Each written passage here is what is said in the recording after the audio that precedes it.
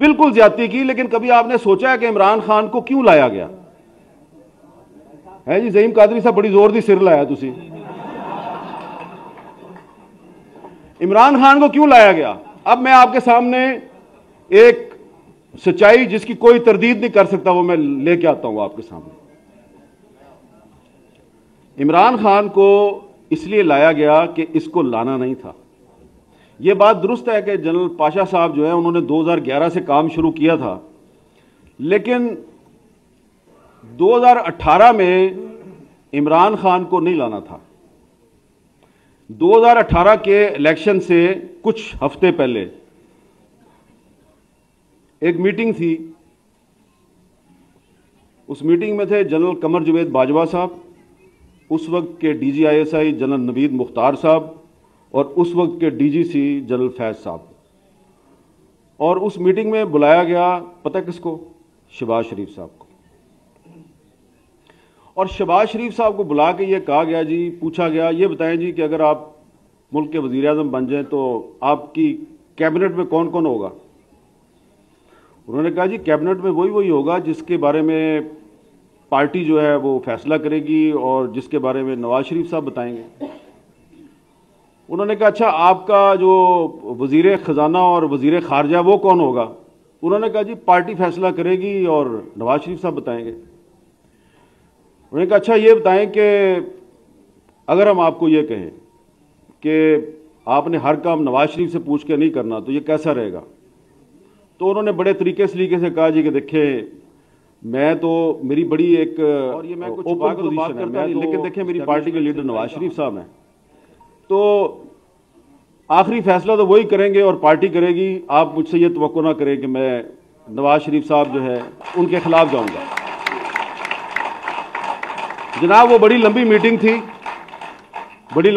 थी और मीटिंग का अख्ताम जो है वो ये हुआ कि शहबाज शरीफ साहब ने उनको कह दिया जी कि अगर आप ये समझते हैं कि आप मुझे वज़ीर आज़म बनाएंगे और वज़ीर आज़म बनने के लिए मैं अपने भाई का साथ छोड़ दूंगा तो ये मैं आपके साथ झूठ नहीं बोलूंगा, मैंने ऐसा नहीं करना।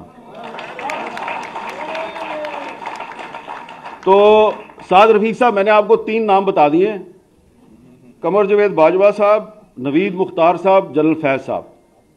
अब ये 3 तो पता नहीं आपको मिलेंगे नहीं मिलेंगे, आप इनसे पूछेंगे नहीं पूछेंगे। शहबाज शरीफ साहब तो आपको रोज ही मिलते हैं ना, उन्होंने को पूछ लेना।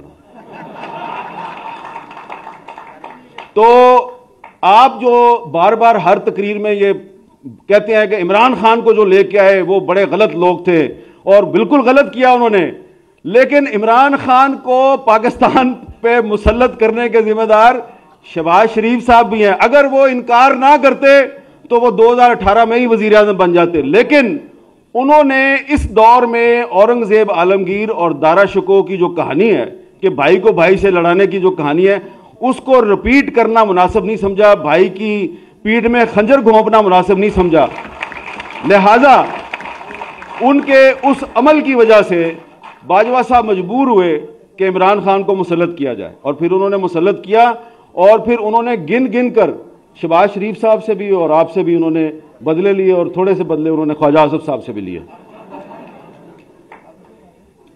तो इसलिए थोड़ा सा आखिर में मैं यही कहूंगा कि जमहूरियत से मायूस ना हो।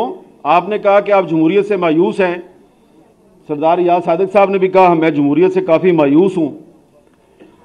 आप जमहूरियत से मायूस ना हो इसलिए कि जमहूरियत तो आई नहीं, पहले आप जमहूरियत पार्टी में लाएं, फिर जमहूरियत असेंबली में आएगी, फिर मायूस हो।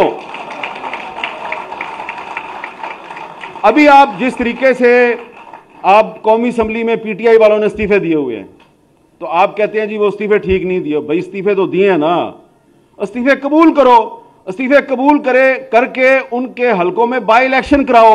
बाई इलेक्शन जब हो तो उसमें आप हिस्सा ही ना लें, क्योंकि उन्होंने खुद इलेक्शन लड़ना है, फिर उन्होंने इस्तीफा दे देना है, फिर इलेक्शन लड़ना है, फिर इस्तीफा दे देना है।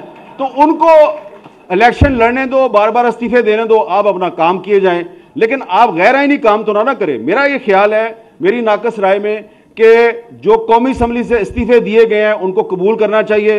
इस्तीफे कबूल ना करके आप अपनी कमजोरी दुनिया पर आश्कार कर रहे हैं और परवेज लाई पंजाब का चीफ मिनिस्टर है, आपको अच्छा लगे या बुरा लगे, गवर्नर साहब जो है उनको ये राइट नहीं है कि एक इलेक्टेड चीफ मिनिस्टर जो है उसको आप डी नोटिफाई करें।